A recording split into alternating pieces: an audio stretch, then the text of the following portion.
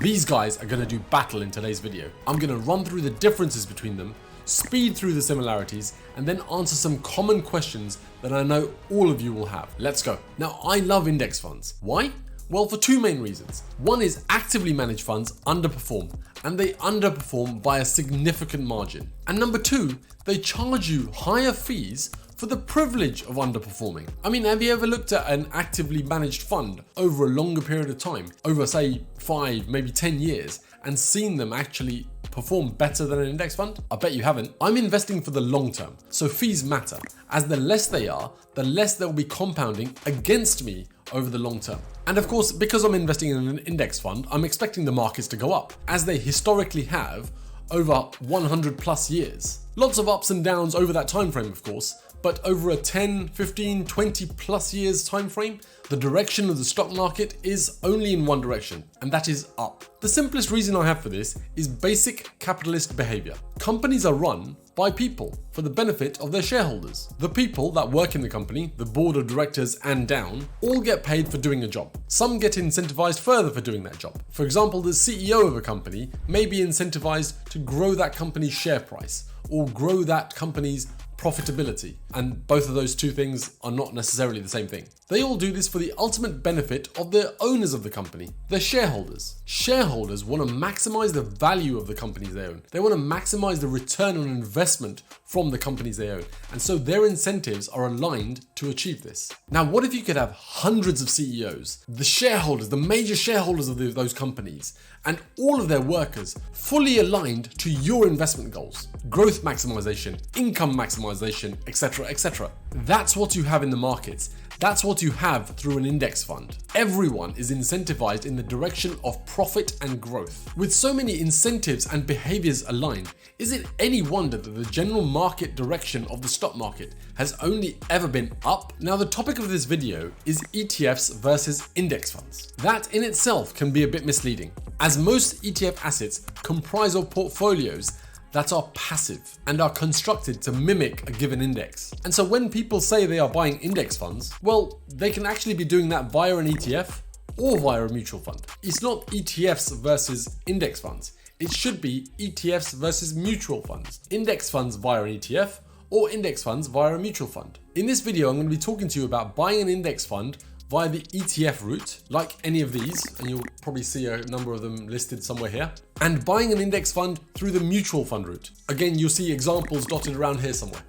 And as I said before, I'll be talking about the differences between them. ETFs are a type of asset, type of security that can be actively traded, i.e. bought and sold, like any other individual stock that you might care to buy or sell on the stock market. So Google's parent, Alphabet, for example, or Tesla, or Lloyd's Banking Group from the UK, or Reliance Industries from India, or Palantir Technologies from the US, to name but a few. And just like their name suggests, ETFs can be bought and sold on exchanges. That's why they're called what they are. Funds that can be traded on exchanges. Then there are index tracking mutual funds. These kinds of index funds, sometimes called passively managed mutual funds or passively managed index funds, which I don't really understand. These operate in a similar way to ETFs, but they are not traded on exchanges. So they are not funds that are traded on exchanges, and they are, well, just funds. And funds are?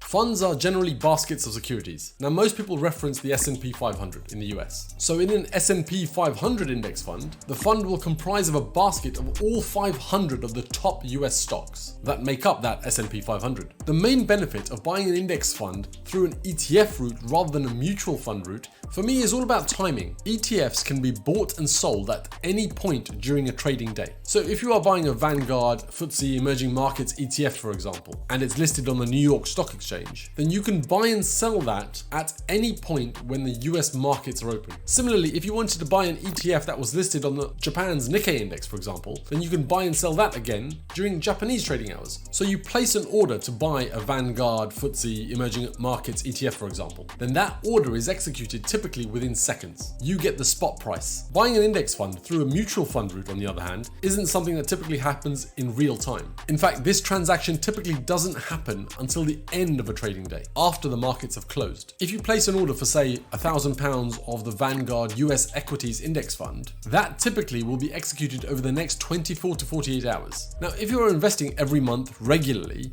then either route is fine, ETF or mutual fund. Index funds via an ETF or index funds via a mutual fund route. Because usually you are not really interested in the exact price of the market at the point of time you're buying. You're investing over the long term. You're not too interested in the short-term fluctuations of the stock market. But let's see how you feel about the following scenario.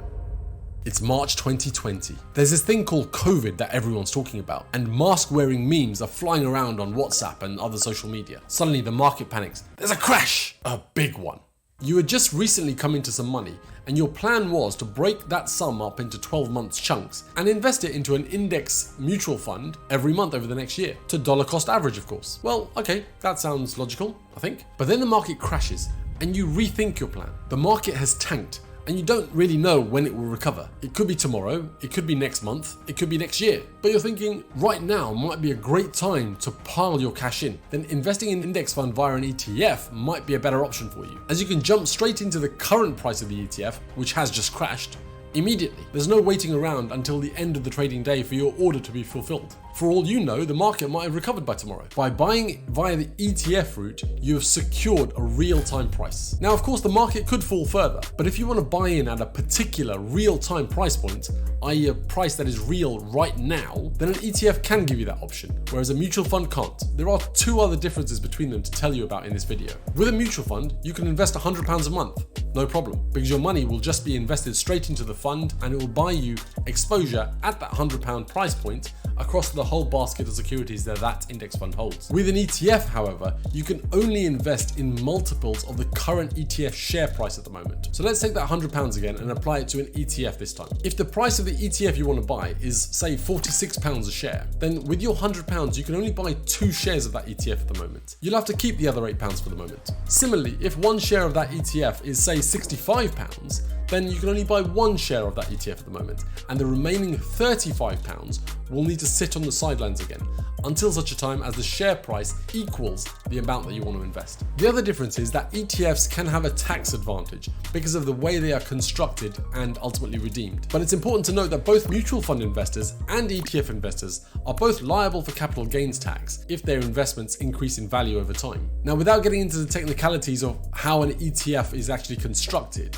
ETF investors do have flexibility in when that capital gains liability is actually triggered. So it can be advantageous to buy an ETF if done correctly with the right tax advice. Now, that particular topic is outside of the scope of this video because you can get into topics like the Roth IRA or ISAs, which obviously have tax efficiencies built in. But I wanted to mention it as a lot of people get confused by this and wonder what tax advantages ETFs could possibly have. For individual investors like me, who primarily invest through ISAs where possible, any tax advantage between ETFs and mutual index funds is negligible. Now I'm going to speed through the similarities between ETFs and mutual funds because these often lead to questions as well. Do ETFs and mutual funds both earn dividends? Well, the answer is yes, they do. And what about the costs for each? Now, there are platforms out there that charge commissions for buying ETFs, but equally there are platforms out there that don't charge commissions for buying ETFs. For mutual funds, there is no commission generally speaking. Sometimes you can pay an entry charge, but typically the index funds I buy don't incur such a fee. Both mutual type index funds and ETF index funds will incur an ongoing management fee. I have seen some ETFs have a slightly higher management charge